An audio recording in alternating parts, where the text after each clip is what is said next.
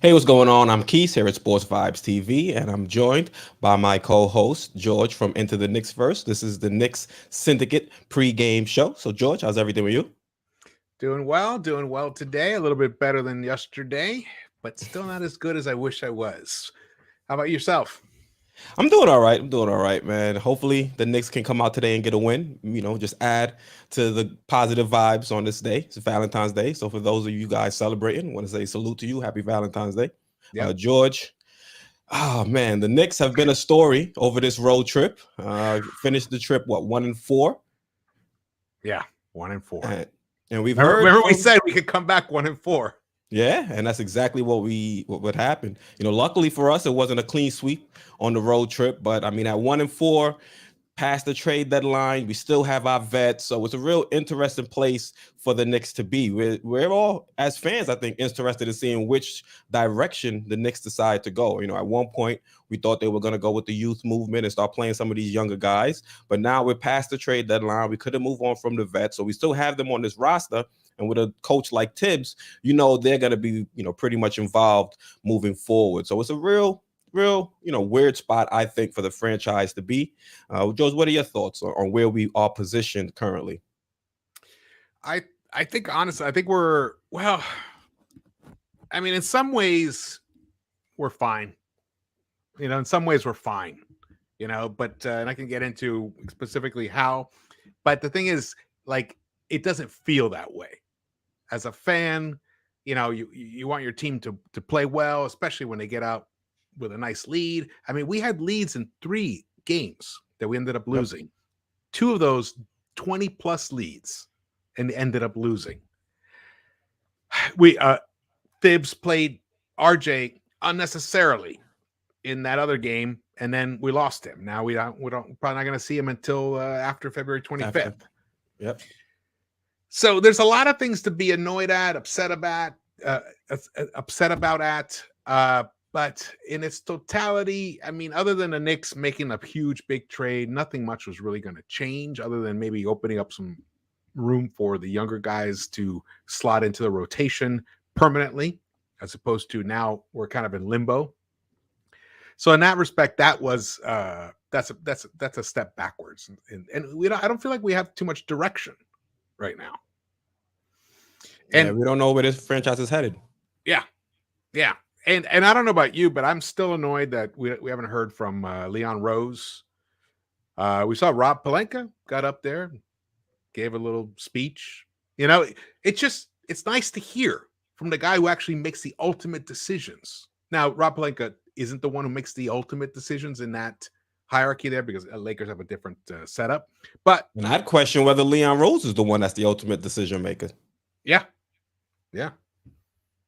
right. So then he should be out there talking. Yeah. So it's it's a pain, but it's Valentine's Day. It's a day of love, and I love the team. I still love the team. I love the team itself. I love everything it's represented for the city and throughout my life and everything. But right now, I'm having a hard time loving this particular team, the way they have played, and the way they've acted, and the way they've been led by Julius and Thibodeau this season. How about you? How are you feeling about this team? I'm conflicted, honestly, because I know I want the Knicks to go the youth movement, but I'm stuck watching Tibbs still give a lot of minutes to Alec Burks, even though he started to come along here and there. But we've got Evan Fournier in games where he's not being impactful offensively, but Tibbs is still allowing him to go out there and play on the court when we have younger options on the bench that I thought could have stepped in and helped us secure that W. You look at Thibodeau, he's not necessarily the coach I think that's best situated for this roster. I think we should have gone with a guy that's more into playing some of the younger guys in development. So now I'm stuck at home, watching Tibbs either overplay a young player like RJ or put, vets in situations where they're not likely to succeed. For example, Alec Burks at, point guard. So me as a fan, I'm just home, just trying to hope that we can at least see something. We can learn something this season. And right now, with the way Tibbs has been managing his rotations, there's a lot of things that we really don't have answers to. And hopefully for the remaining portion of this season, Tibbs is going to switch things up and at least put some of these young guys like Deuce, give him a little bit more burn. And it's not even just play the young guys over the vets. It's play Deuce over, a player like Quick who has been struggling. If Tibbs isn't going to take away minutes from Alec Burks, let's see if Deuce can at least wrestle some minutes from those two. Let it be fair for all players on this roster to try and earn some minutes. So that's what I'm thinking when I'm sitting home. Like, there are still players on the bench that can help contribute, whether it be to win the game or for just us to be competitive. Like, for example, in the Nuggets game when they ran all over us. Yeah. It seems like Thibs is just trying to win games. Like, he's stopped developing. He has stopped trying to play, experiment, anything like that. He's just trying to win game by game by game. And unfortunately, sometimes you make decisions in one game that, have catastrophic results 2 games down the road. So, for example, Saturday in Los Angeles, played RJ 50 minutes. 50. Then plays him in Utah 43 minutes. A game that we should have won. We should have won both those games. Both of those. Those. And then the very next night in Denver, that same mentality, boom, RJ goes down. And now look, Mitch, bad foot. Cam hurt his foot. Now they're going to play tonight, but guys are dropping like flies right now.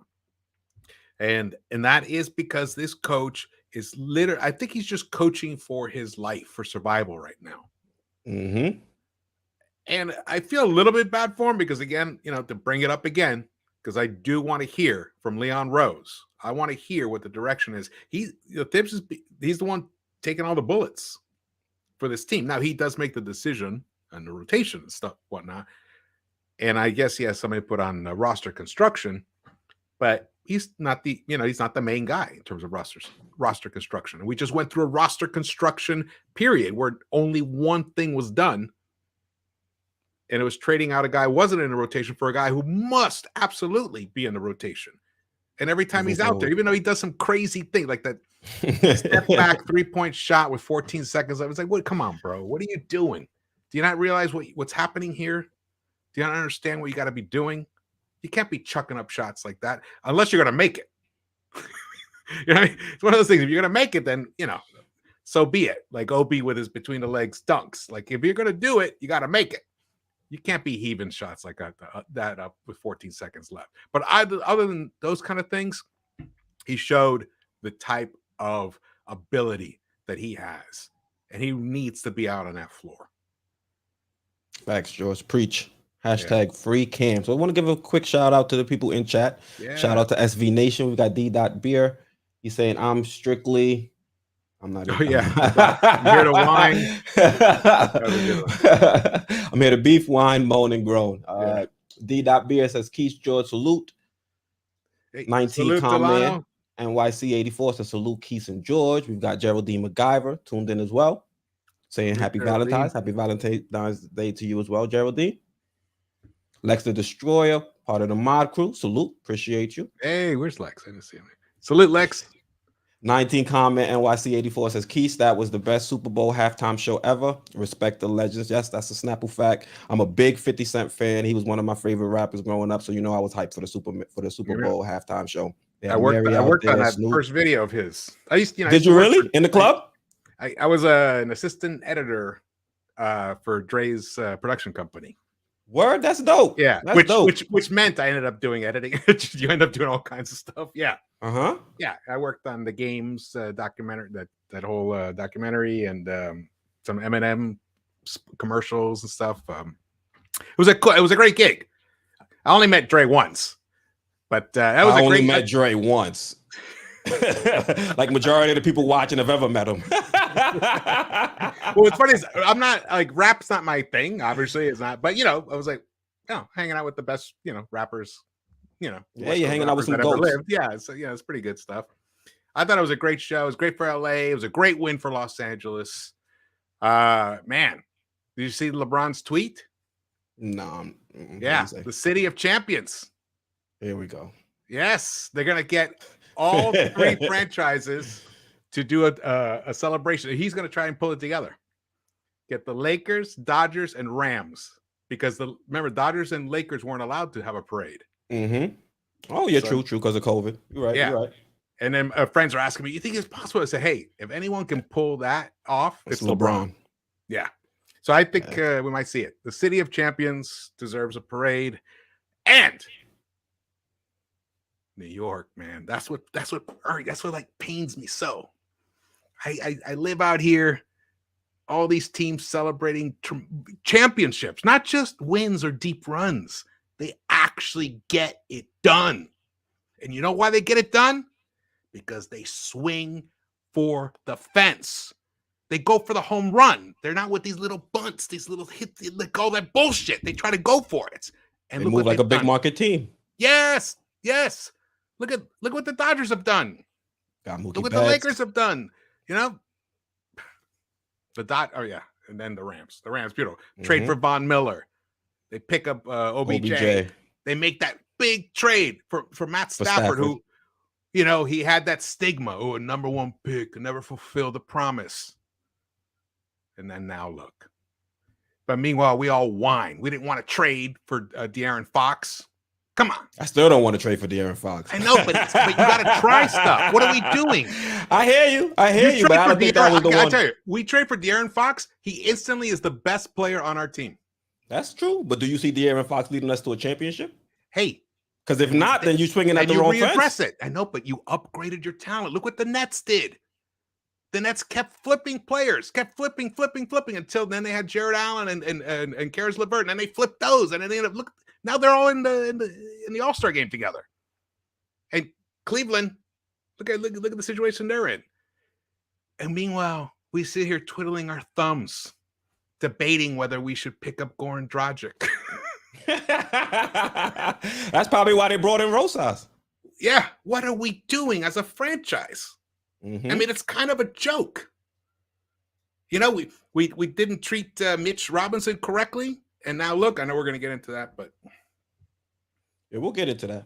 You want to jump into it now?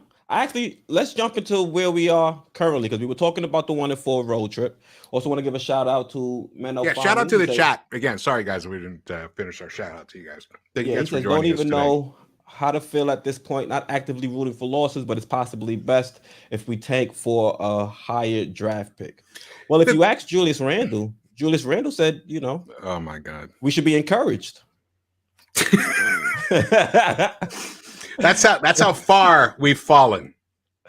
So let's start there. So just want to read a quote from Julius Randle. It says, honestly encouraged in a sense of this was a tough trip. Randle said before the Knicks red-eye home from Portland late Saturday night. We played some really good teams on this trip. We were in the game, and we really gave ourselves a shot to win 4 of the 5 games. It's encouraging in that sense, but it's also very disappointing that we were 1-4, easily could have gone 4-1. It's tough. But for me, it sucks. Got a long plane ride back home. Now, that's how Julius Randle feels about it. Now, certain things that I do agree with. Like, I think one of the first things I text you was the fact that the Knicks should have been 4-1 on this road trip. Like you said, we were in 3 of the games that we lost. We got blown out in 1, but, you know, things like that happen, especially when you're a team going up against, you know, Nikola Jokic. But for Julius Randle, he's saying we should be encouraged. And I think there are some signs that are encouraging. One of them being Julius Randle and his kind of reemergence post-trade deadline. So in his last 5 games, Randle's averaging 29.2 points per game, 12.8 rebounds per game, 6.2 assists per game, and he's shooting 47% from the field. Now, his 3-point shooting is still disastrous at 29%, but some of those other stats are starting to be picked up, and we're seeing some better energy from Julius Randle out there. So George, do you feel like we should be encouraged moving forward? Do you agree with Julius Randle? Here's the thing about how I feel about that whole thing. I mean, it's not for him to say it. He should not be saying that. That's not how a leader should be talking. A leader who's bringing back a 1-4 team should not be using the word encouraging in any way, even if there is some truth to it, because you are trying to establish a tone of only winning is acceptable.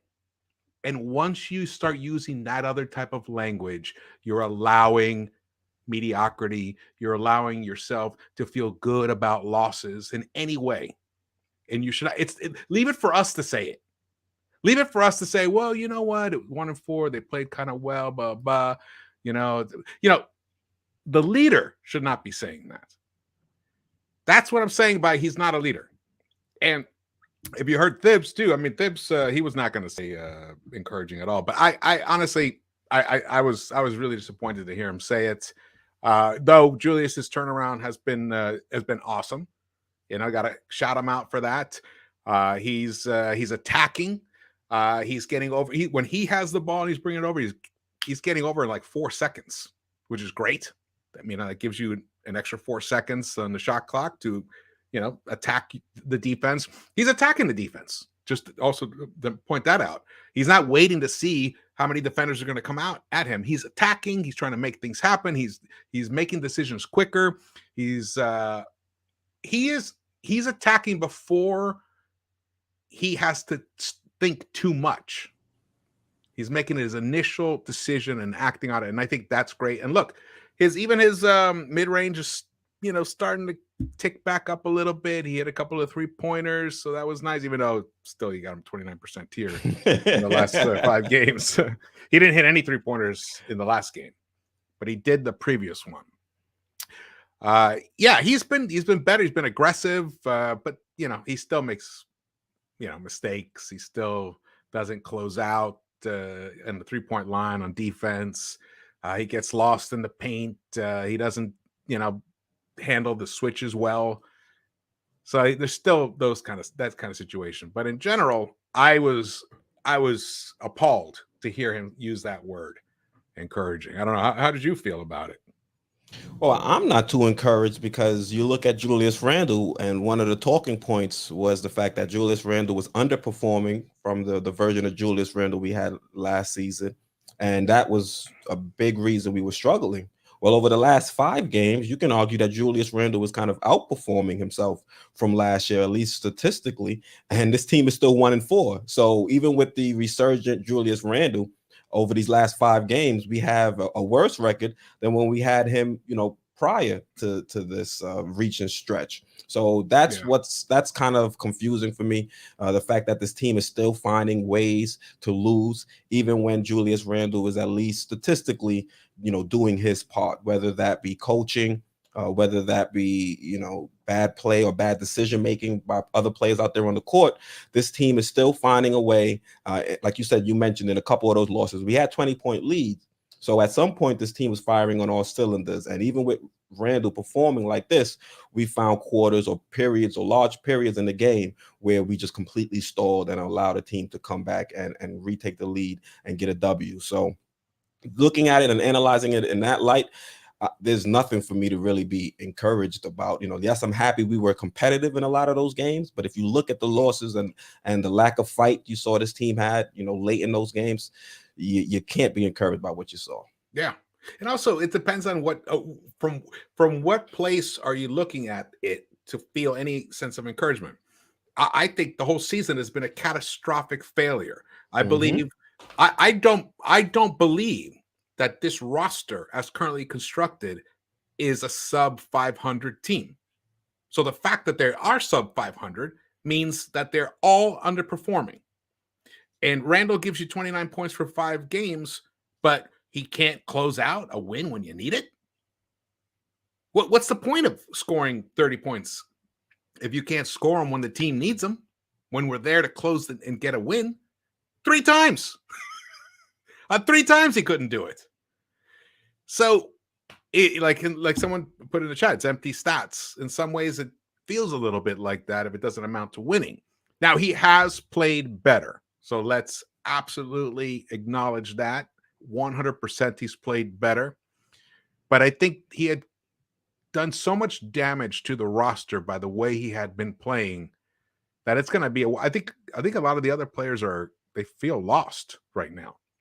I mean, our young guys, OB, you know, that whole thing with Randle not picking him up off the floor, you know, the the tantrums, the slapping of the laptop. You saw Quickly's expression on his face; it looked horrified. Yeah. You know what I mean? Like, really, bro? yeah, exactly. Like that stuff matters and lingers. It lingers for quite a while, especially if you can never address it properly. Then it just festers, or it's now it's up to IQ to have to let it go. I have to find a way. And meanwhile, he's struggling, and then who knows? Does he feel unsafe? Did he feel like he was going to get traded?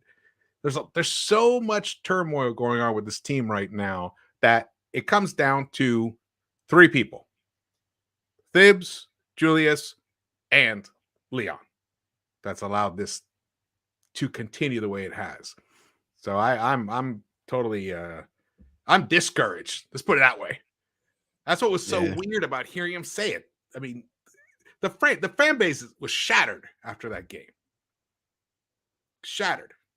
And then to hear Julius say encouraged was just too much. Yeah. And speaking about the team kind of being shattered and moves needing to be made, there's been some reports, that the team could look to potentially buy out Kemba Walker. Now, we've been talking about it here on the channel for some time.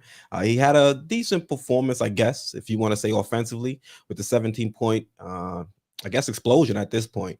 But I think defensively, he's still not a fit. He's not a typical Tips point guard. And I think the offense with him at the helm really hasn't hit its fullest potential. So, George, how do you feel about, well, I know how you feel, but let some of the new viewers know how you feel about the Knicks potentially buying out Kemba Walker. And we've been saying it for some time, but now some of the major media is starting to pick up on it. So yeah, just wanted to know your thoughts. Yeah, we're hearing, but they're kind of anonymous, right? Those reports, just know.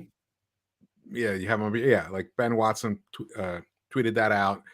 I looked him up. He doesn't ever go out on a limb or anything, so he must have heard it from a reputable source. So then he tweeted it out.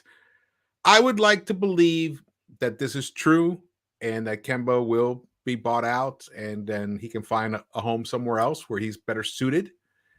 We demand top-level defense at the one position in this Thibodeau scheme, or at least, someone who gives you some defense. I related him to almost being like a ghost out there defensively.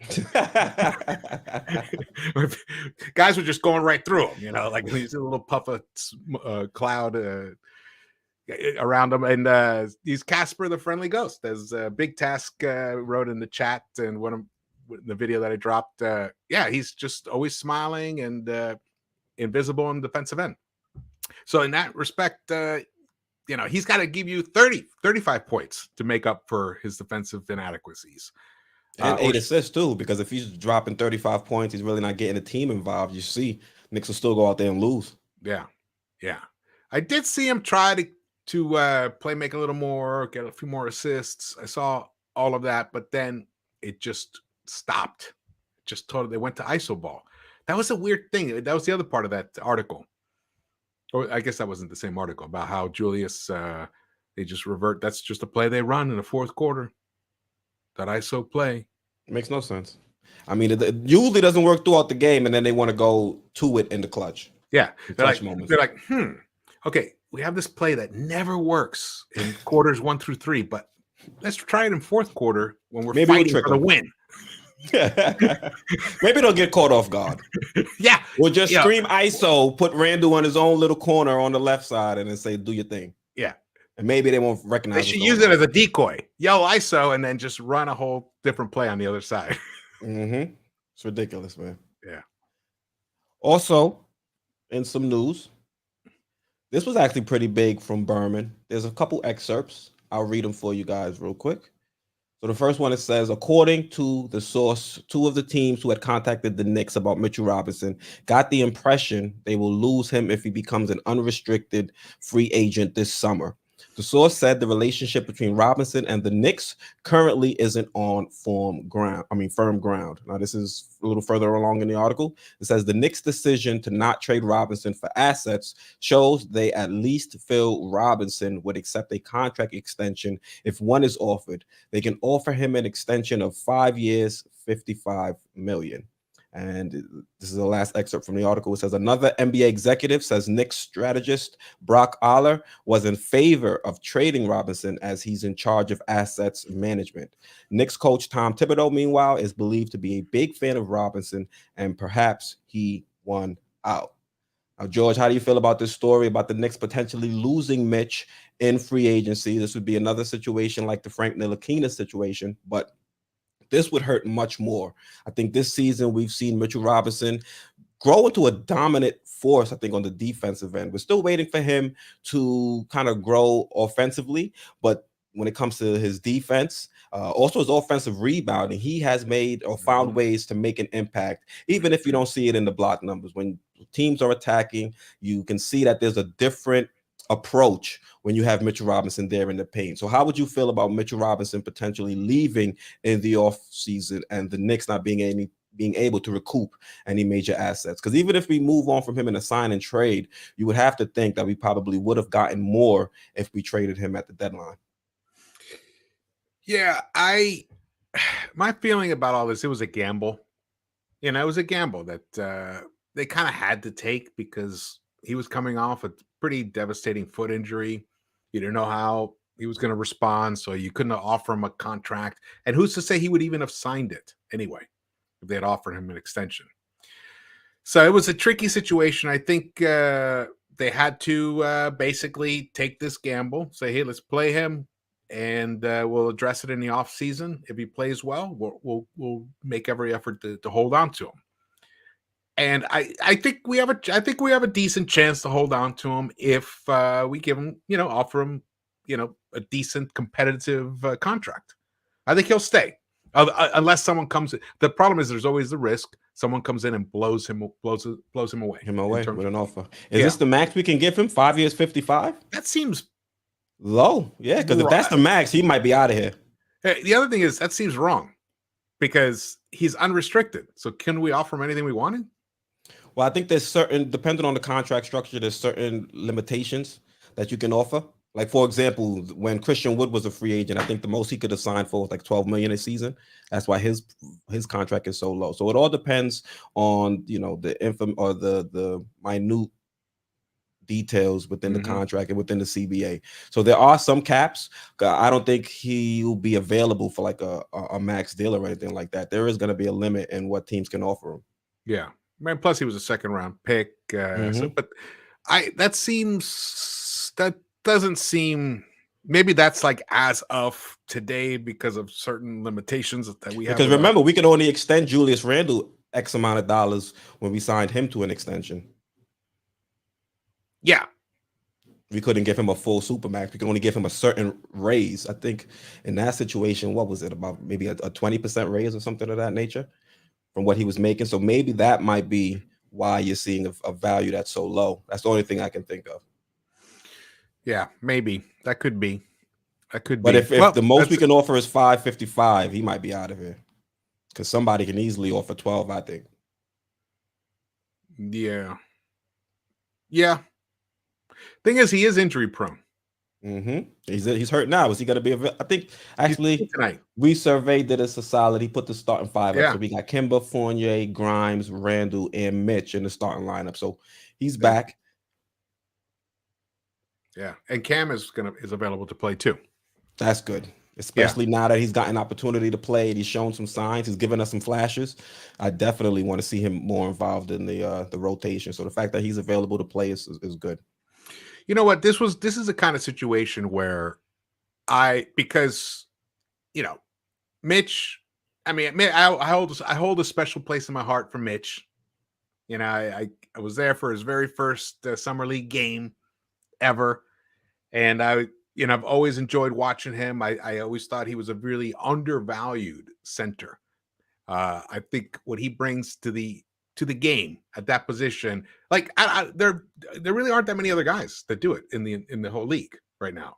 Now he doesn't have any post moves. He doesn't have a real offensive game other than being a lob threat and putbacks. But there's a lot of value to that as well. He cleans up people's mistakes. He's incredibly active, and defensively, he makes such an impact, like you were saying earlier, that often guys don't even attempt to even get into the paint. And you saw what happened when he came out of the game the other night. You saw when he wasn't there against the Nuggets. Yeah, right. He wasn't there against the Nuggets. And then when he had to step out, because he was hurt against the Trailblazers, they just went in and started feasting the paint. And they would get in deep.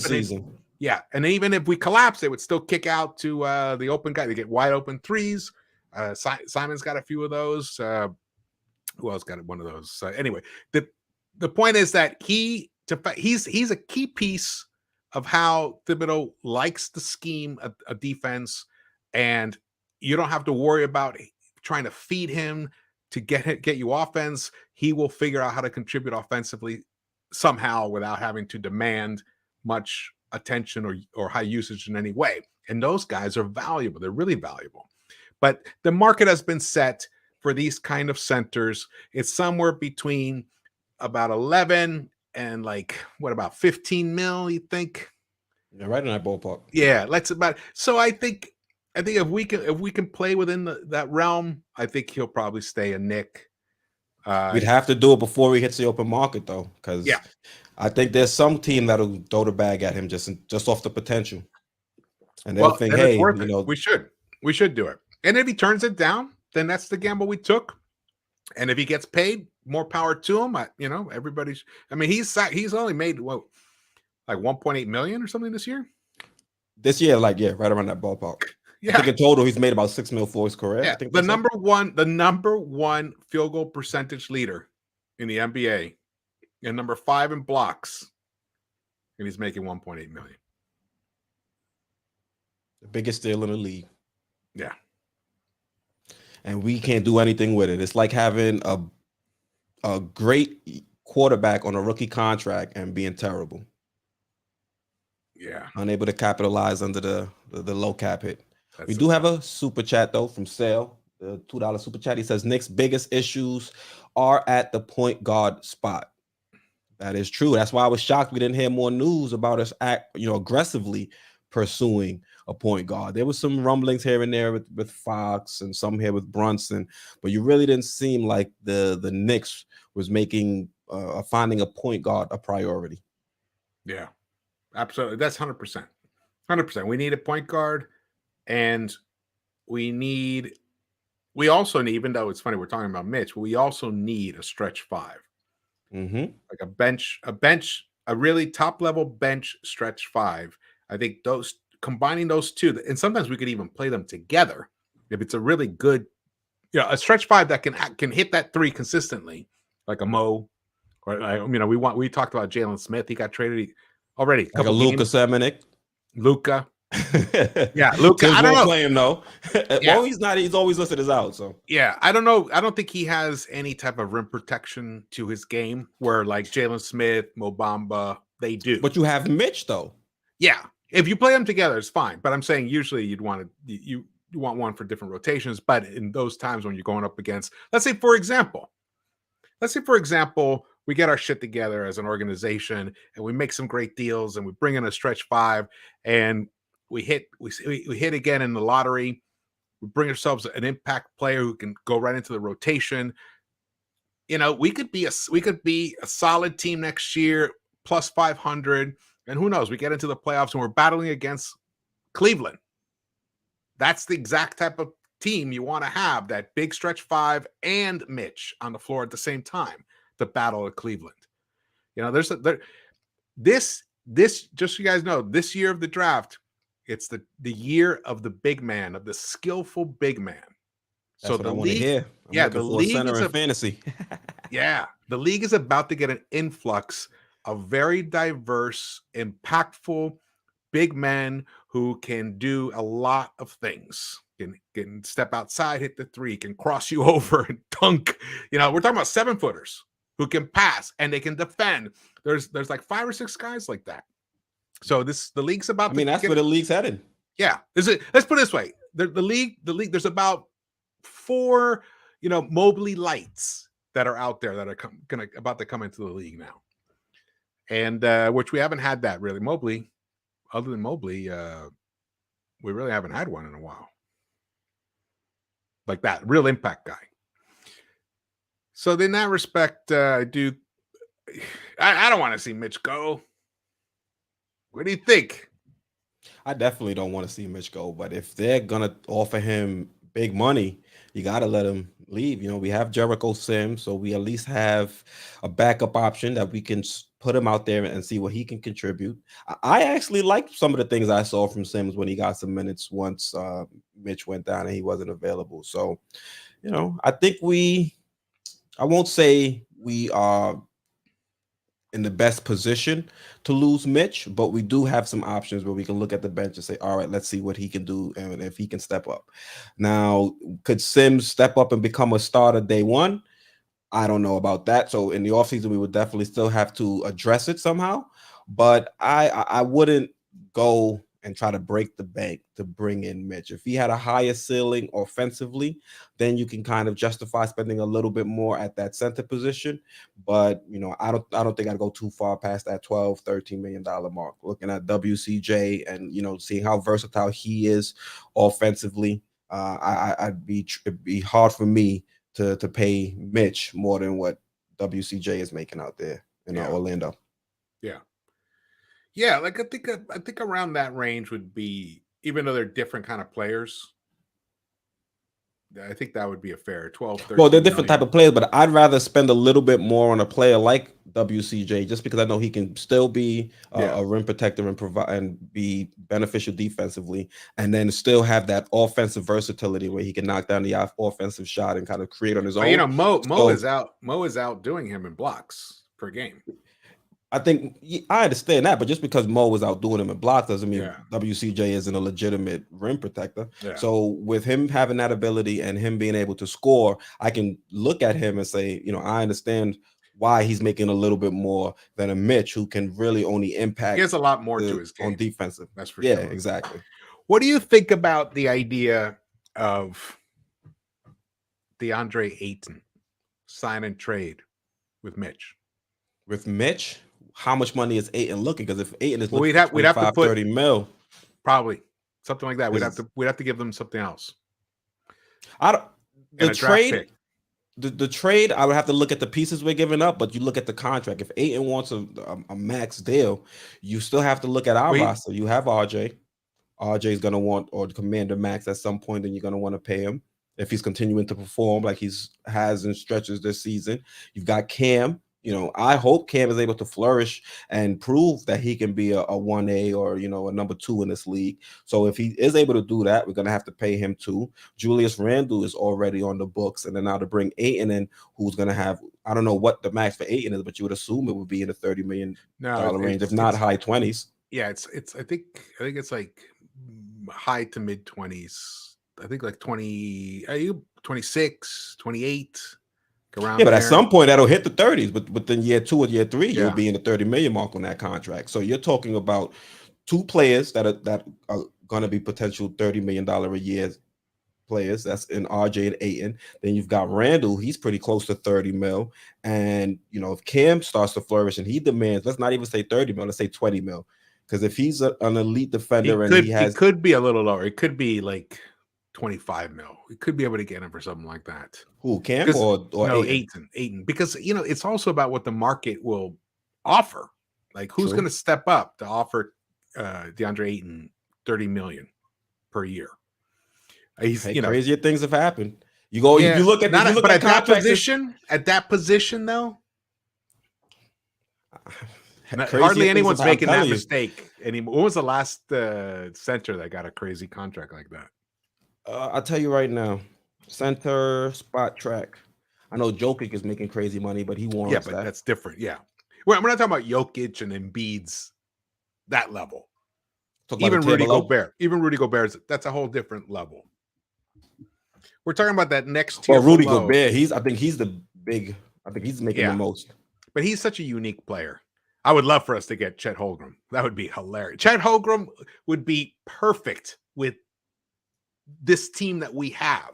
Like if we're going to stick with Randle and RJ, Chet Holmgren is perfect kind of player. First of all, he's really smart. He play makes. He defends. He can shoot the 3, even though he's skinny as fuck. Remember, we were all worried about KD. Can KD handle it? Remember? Or Kevin Garnett. KG, the original K. You know, we're like, can he handle it? This guy's, I think his basketball talent is just off the charts for his position. He would be awesome. But yeah. So looking at the contracts, you've got Rudy Gobert. He has the highest cap hit at 38 mil. And then the first questionable name would probably be Al Horford. He's making 26.5. Right. And that was like, how long ago did he sign that contract? Yeah. And then you're looking at Vooch. He's making 22. Yeah, see, I'm saying I want more than the 22 Vooch is getting. Right. I Jared think Allen's making 20. I think 25 is a good. You offer DeAndre Ayton a 3+1 $100 million contract. Is that terrible? Is that a terrible contract for a player like him? Terrible. Sure. I wouldn't say it's a terrible contract. I guess I went extreme. Being a fit. Yeah. Would it be bad for the Knicks if we did it? I guess. Yeah. Trying to make it sound good. Is it terrible? Oh, you know what? Before we log off, let's ask the chat. Let's see what SV Nation thinks. Create a poll. All right. Would you let's say sign Ayton? Because remember, we can go above the cap to sign RJ to whatever the market will bear for him. Mm-hmm. And the same goes for Cam. So it's not like we have to make space to sign those guys. And also, we're talking about doing this. Let's say we somehow we make a deal for a point guard before we have to commit to Mitchell. So a Jalen Brunson sign and trade. What other point guards? See, the thing is, there's just hardly any point guards that are going to be available. Yeah, high quality point guards don't hit the market. No, they're like quarterbacks. Yeah. Okay, so I put the poll in the chat. It says, should the Knicks sign Ayton for $25 million a year if Mitch leaves? Let us know what you guys think. The only way we could do it would be a sign and trade. A sign and trade, yeah. Yeah. Because Phoenix would be getting Mitch. Yeah. And we'd probably have to give them some other player and then a draft pick, I would imagine. But we have draft picks. Yeah. That's something we have a boatload of. Also, SV Nation, do us a solid. We've got about a 153 in chat, but we only got 62 likes. So can you do us a solid? Smash that like button. Also, now would be a great time to subscribe both to Sports Vibes TV and at Into the Knicks Verse, so you guys can get all the latest Knicks news, rumors, and analysis from both of us. George, anything else you want to say? We're not signing off for anything. Just wanted no. That was it. That's a good poll to put in there. I saw Eddie Curry. I saw Eddie Curry's name in here. I was like, what? Hey, shout out, brother Contreras. Yeah, I saw Curry, and I think also somebody put Shaq Diesel. Brother Contreras just put something. He says, "Hey, Keith and George. In my opinion, Mitch needs contract extension between 3-year deal, but I'm not sure between biggest budget salary and what's your options for tonight game against OKC with injury." Well, I think Mitch will be available, right? He's playing. He's in the starting lineup. He's in the starting lineup. Yeah. He must have. I don't know what happened with his foot. Yeah, he was dealing with back issues and his ankle. Yeah, how he can jump back into a game 2 nights later after flying cross country just shows how amazing he is in terms of that. Mm-hmm. I mean, you gotta definitely mad respect for his ability to do that. I definitely agree. Shaft Diesel, he says, despite the fact they need a point guard, the Knicks cannot pass up getting a Chet Holmgren if available. Absolutely. You have to draft best player available when you're up in the top tier, upper echelon. You have to. Even look, it worked out for Cleveland. They already had Colin Sexton, and then Darius Garland was there. They took him. He was into their lap. Yep. Yeah, he was the next best guy available. And eventually, if you draft that way, it'll work out eventually. Yeah. All right, George. I know the game has probably already started, but let's get into what we were here for. Let's do a quick pregame of the show. of the show of the game. How we gonna pregame the show? Pregame the pregame show. All right. So as you can see, I have the stats put up. The Knicks in their last 10, we've been 2-8, and the Thunder, they're 3-7. Coming into the game, the Knicks are up in points per game at 107.4, which is good for 23rd in the league. Assists, the Thunder, they edge us in that category at 23.4 assists per game, which is good enough for 25th in the league. Rebounds per game, these teams are both pretty close. You've got the Knicks getting the edge at 47.4, which is good for third in the league, but the Thunder are right behind us, averaging 47 rebounds per game, which is fourth in the league. Now, at field goal percentages, both teams, once again, pretty close. The Knicks are shooting 42.6% from the field in the last 10, which is good for 28th. Three-point shooting, again, both teams are towards the bottom of the league, but the Knicks come up on top, shooting 33% in the last 10, which is good for 23rd. Now, what I think to me is pretty alarming is you're looking at a team that two teams that are moving in opposite directions, right? Because the Thunder, they're going with the youth movement. Mm-hmm. The Knicks, we're pretty heavy with the vets, yet we're ranked similarly in a lot of these stats. So it's almost, I think, what did I see on Twitter? Brother. We're tanking with the vets. Yeah, tanking with the vets is like the dumbest move there is. But yeah, you know, we're gonna keep doing it. Apparently, I mean, we are the 27th ranked offense, and they're the 30th.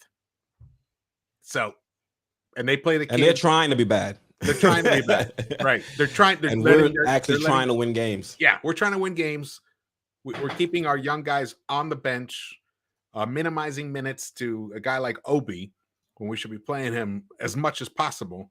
Mm-hmm. And yet we're still around the same. I mean, even if he's at a long-term piece, at least up his trade value so we can bring in and fill other holes on this roster. Yeah, you're just depressing depressing the value of all our young players. You know, we've talked about this off air. You look at Ayo DeSumo and how he's been able to elevate his game. I've talked about moments where he's been out there on the court and he's been getting some tutelage from Bradley Beal and other stars in the league. And you know, Deuce could be getting some of these similar, you know, he could be put in these similar situations if Tibs would just put him out there on the court and try to get him involved in the rotation. But for some reason, Tibs is, you know, continuing to stay vet heavy. And as you can see from the stats, we're not really excelling. We are not even a middling team. Look at all the stats: 23rd, 28th, 28th in field goal percentage, 23rd in three-point shooting percentage. This team is still ranking towards the bottom. We're bottom third in everything, in almost everything. And here's the other thing. Here's the main issue that I think all of us have with Tibs and his rotations. He's so rigid about them that the minute he makes a change, it's magnified. And then the player who's getting the negative end of the change, they feel like, they feel terrible about themselves. And then the other player who's getting a chance, they're on edge. They're like, I have to perform. I'm getting my one chance to do something. You know, if he was a little more fluid about the minutes, didn't make it seem like punishment or reward. So much that punishment and reward mentality is putting players on an edge that is unnecessary right now. Unnecessary. Let them get more comfortable with themselves, get more comfortable with each other. Know that, hey, you're not going to play this minute of stretch, this stretch of minutes. Don't worry, you're going to get your chance soon, but not in a Tibs rotation. If you're out, you may find yourself in Siberia, or as I like to call it, the gulag. The gulag. Yeah. And not to bring up the Bulls again, but there was an article about Ayo DeSumo and Billy Donovan, and there was a moment in one of their clutch moments in one of their games where Ayo made a mistake, and they asked Billy Donovan about it, and he said that's a learning moment. That's not a moment where I'm going to hold it against him and I'm going to bench him. I'm going to actually hope that he makes adjustments and doesn't repeat it again. And in one of the following games, Ayo kind of stepped up and was really instrumental in the Chicago Bulls winning a game in the clutch. So if we had a coach like that, a coach that was kind of a little bit more endearing to his young players as opposed to being, you know, like aye captain, and everything being so rigid as if this is a military school, I'm not sure, I would just hope we had a coach that could kind of get the most out of the young players without having them on edge 100%, because that might work for some players, but it doesn't work for all, especially as we start to see a new generation of players entering the league. Yeah, I'm going to tell you, I think it probably I think it works for very few players. There might be guys like a Jimmy Butler, RJ. I think RJ is that kind of guy. Remember when he got benched last season, the fourth quarters and stuff? You know, when Tibs mentioned about RJ needing to hit the gym more. Mm-hmm. I think it works on certain kinds of guys, but those guys are few. They're special. You know, like I don't mean special as in, you know, like they're, you know, special, unique, but I mean it as in unique. That meant most people need to feel confident about themselves to perform well on a court or anywhere, anything In any in life. public arena. In anything, any public arena, anything in life. Most people need to feel a sense of confidence and security to be able to perform at their best. And then even when they mess up, it shouldn't be looked upon as if this is the end for you. You know, it's like Billy Donovan said, it's a learning thing. And you know what? We've heard Tibs use that kind of language when talking about IQ last season. He was patient with IQ. Remember, even when IQ didn't have a great game, he'd say, well, we know what he can do. Patient-ish. But other than IQ, I mean, he's definitely not like that with Obi. He's not like that with Obi at all. At all. Yeah. Same with Deuce. Yeah. But, you know, Deuce guys was like a Tibs guy coming in. Yeah, Tibs. I mean, Deuce, man, he made that one mistake, and he has been, he's been banished. Relegated to garbage minutes since. Yeah. That's a shame. You know, you can't have one style for all 15 players on your team. They're all each individuals. They were all Different raised differently, different personalities. They come from different walks of life. They've each encountered different obstacles. Some have had an easier path. Some have had really difficult paths. You can't treat them all the same.